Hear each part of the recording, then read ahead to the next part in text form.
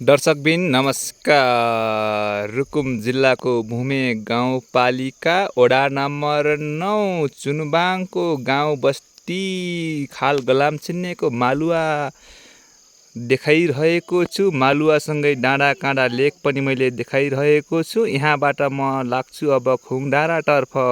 खुङडाँडाको गाउँ बस्ती लेक डाँडा काँडा हरिकाली रोड पनि देखाइरहेको छु। खुङडाँडासँगै अब खुङडाँडाबाट म लोम्मा डाँडातर्फ पुग्न गइरहेको छु। लोम्मा डाँडाको डाँडा काँडा सहित डाँडामा गाउँ बस्ती देख्न सक्नुहुन्छ। बिचमा रोड बाटो पनि विकास गइरहेको देखिन्छ।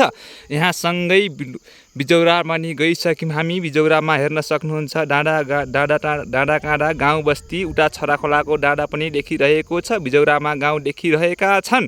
यो सँगसँगै हामी शान्ति सङ्ग्रहालय जाने भेरीडाँडा बाटो पनि गइरहेका छौँ। भेरीडाँडा हल्का हल्का माथि घारीतिरको गाउँघर देखिरहेका देखिन्छन्। यहाँहरूले सबै हेर्न सक्नुहुन्छ। डाँडा काँडा हरियाली नेपालको वन नेपालकै धन हेर्न सक्नुहुन्छ। जताकतै गाउँै गाउँ बस्ती बस्ती अथवा वनै वन जङ्गलै जङ्गल हेर्न सक्नुहुन्छ।